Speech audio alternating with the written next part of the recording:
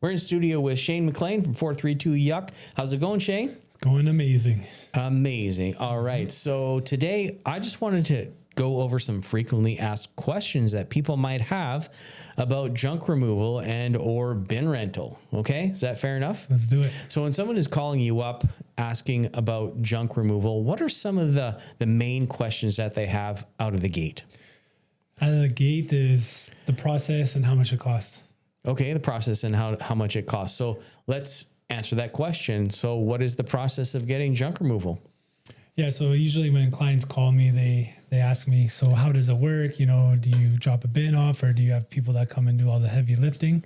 Then I explain to them that we provide both services. So it's really up to them if they're do it themselves kind of person or they want us to just do everything, point at the garbage and it magically disappears from our wonderful team at 432 Yuck.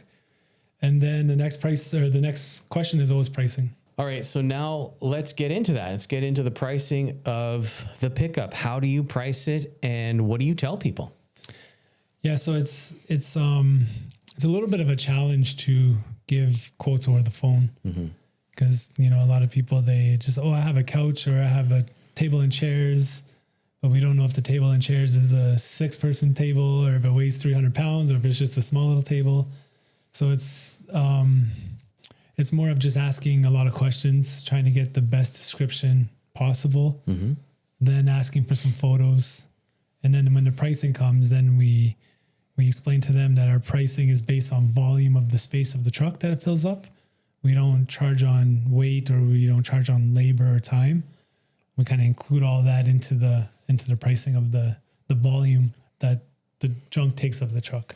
Right. So it makes it simpler to give them a ballpark price. Yeah, right. Exactly. Now, when they send you pictures, how do they usually send that?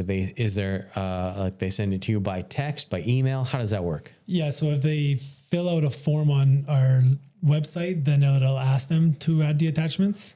But if they call me, then I usually shoot them with a text message and say, just send the pictures here. You know, either when I'm on the phone call with them or directly after the phone call.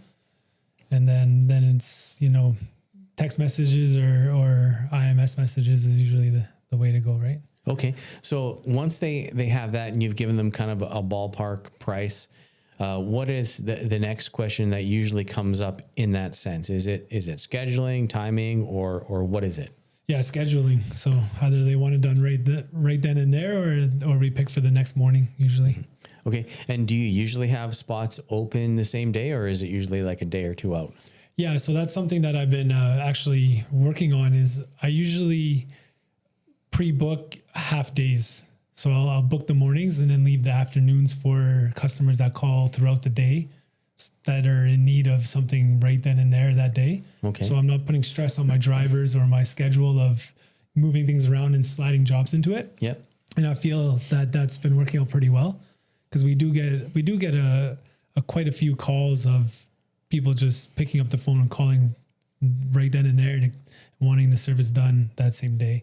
Okay. So, and that's working out well for you? Yeah. Now let's talk about the people who maybe don't have a lot to throw out, but they just don't want to go to the dump. What do you do in that case?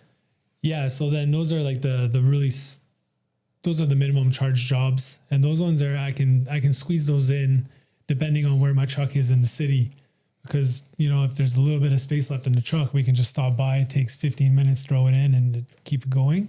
So it's not really a big scheduling issue, right?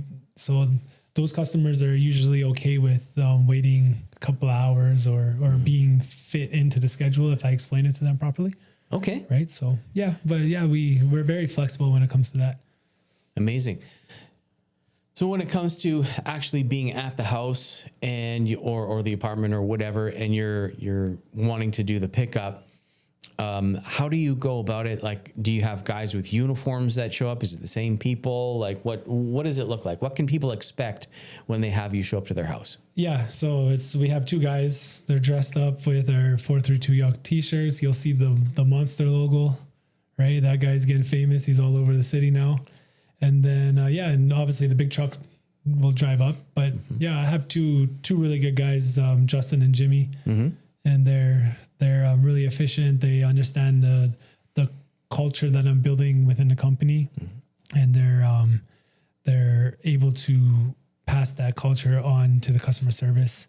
I've actually had a couple of Google reviews here in the last couple of weeks where the clients actually shouted them out specifically and said that they were friendly and did a good job. So that means that we got things pretty dialed in when it comes to trying to provide that quality service, that premium service to our customers. Yeah, no, that's amazing. I was going to ask you about reviews. Like how do you gather the reviews from the customers, and how important are they to the growth of your business?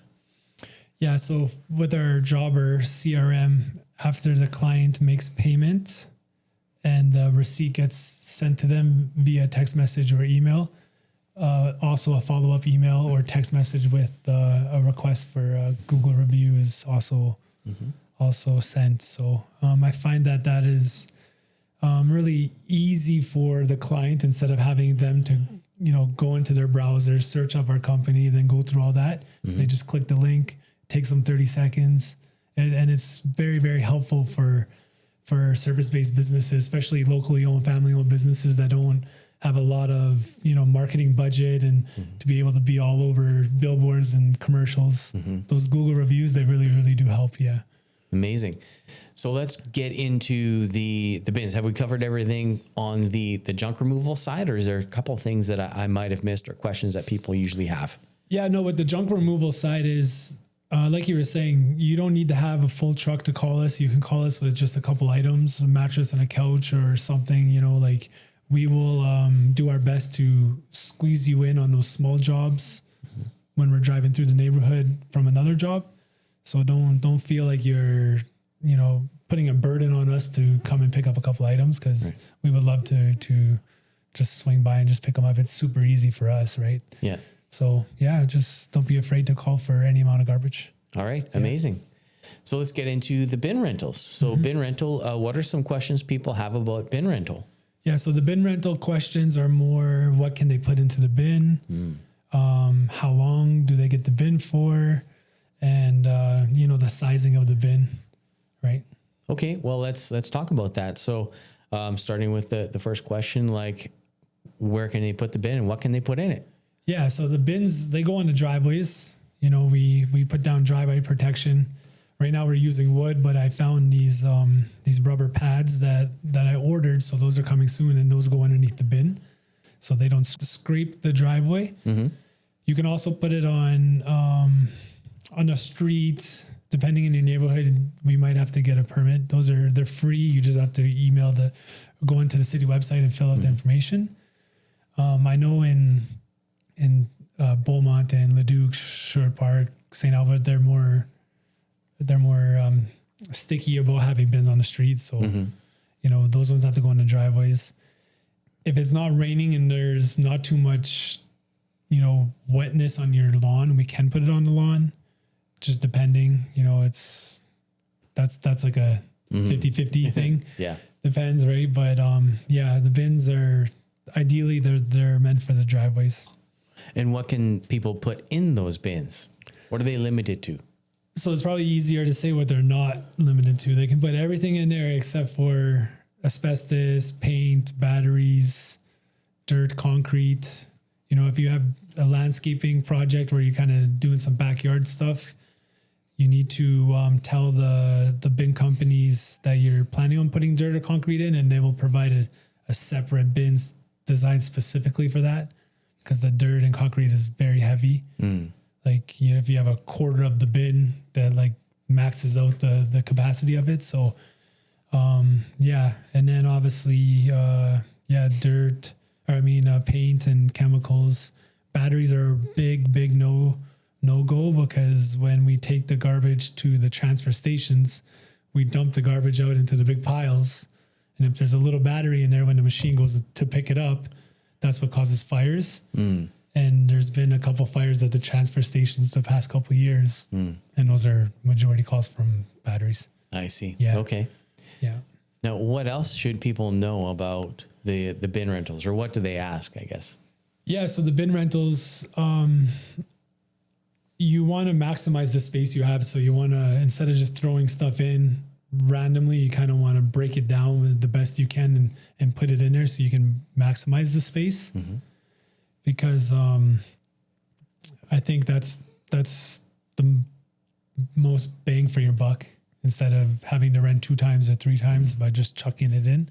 Right. So try and break it down if you can. Yeah. Think IKEA or think Tetris. Exactly. Yeah, gotcha. Exactly. That's exactly what it is. That's what we do with the junk removal. Is we don't just throw it in there. We put it into the truck, and then we get up there and we play Tetris with it to maximize the space for our clients. Right. So yes. So video games can be helpful. Yeah, exactly. Especially in the junk removal game. Exactly. All right, cool. Yeah. Is there anything that we missed, or some questions that are asked that I forgot about or didn't mention? No, I think those are the majority main ones. They're how do you operate? What's the process? What the pricing is, and when can we book? All right. And like you said, it's it's like Tetris. You're either trying to throw stuff into the bin and make it organized. You're trying to schedule the scheduling blocks to make it organized. It's all trying to be efficient with everything, right? So, all right. Okay. Hey, thank you so much, Shane, for sharing with us today. So guys, if you're looking for junk removal and or a bin rental, of course, call 432-YUCK and the Yuck Monster crew will come by and sort you out. Thanks so much for joining us. We'll see you next time.